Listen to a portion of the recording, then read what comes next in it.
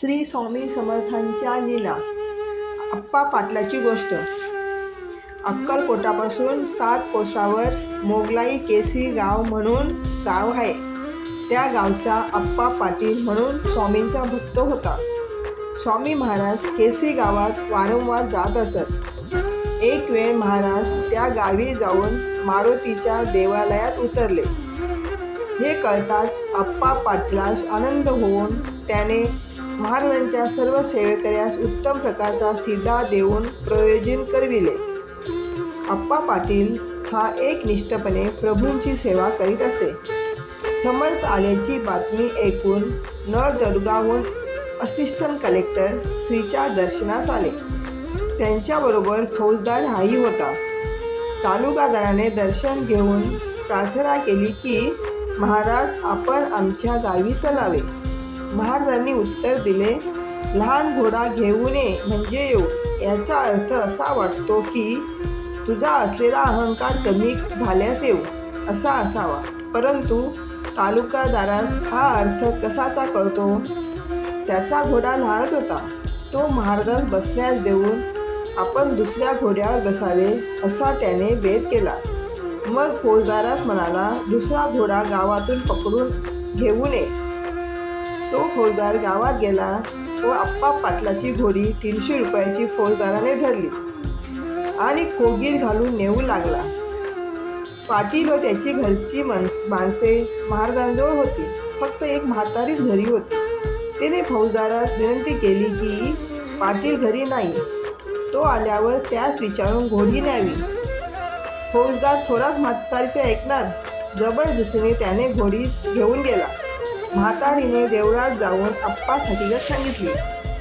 आप्पा घरी येऊन फौजदारास म्हणाला, मी गावचा पाटील आहे. तुम्हास एक सोडून 4 घोडे देतो, पण आपली घोडी सोडून द्या. दोघांची काही बोलाबाली झाली. आप्पाने घोडी परत घेतली. फौजदाराने आपला घोडा तयार करून महाराजांकडे नेला.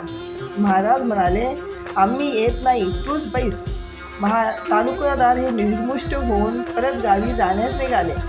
तो फौजदाराने आप्पांबद्दल कमी जास्त हकीकत सांगून, पाटील बहुत मगरूर आहे. आपणाकरिता घोडी आणीत असता पाटलाने शिवीगाळ करून जबरीने घोडी परत नेली.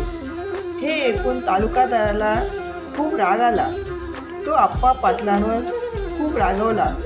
आप्पा पाटील पोहोचण्यासाठी गेले असता त्यांचा रामराम न घेता तो पुष्कळ शिव्या देऊन म्हणाला, तुला मस्ती आली आहे, परंतु तुझी खोड मोडली पाहिजे असे तो म्हणाला. पाटलाने विनंती करून बहुत प्रकारे समजूत केली, पण व्यर्थ गेली. साहेबांनी प्रतिज्ञा केली की तुझ्या पायात 8 दिवसाच्या आत बेड्या घालून नेईन. जर नेले नाही तर मी तालुकादार नव्हेच असे म्हणून तो गेला.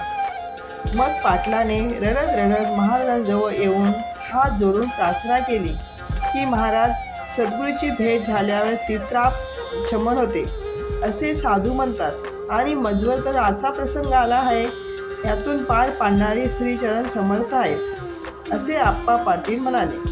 भक्त संकटात पाहून दयाघन कळवळले. अतिशय रागावून म्हणू लागले, लाख कोड्याने मारू त्याला. त्यांना इतका संताप आला होता की ते ज्या पलंगावर बसले होते तो पलंग गदगद हालत होता. नंतर महाराज अक्कलकोटास गेले. पाटलास बेड्या घालणाऱ्या तालुकादारावर फौजदारी खटला होऊन त्याला 8 दिवसाच्या आत नोकरी जाऊन बेड्या पडल्या. त्याचप्रमाणे फौजदाराचे नुकसान झाले. असो, गुरु कृपा कवच ज्या भक्ताने धारण केले आहे त्यास देवाधिकांचे भय नाही. मग मनुष्य काय करणार?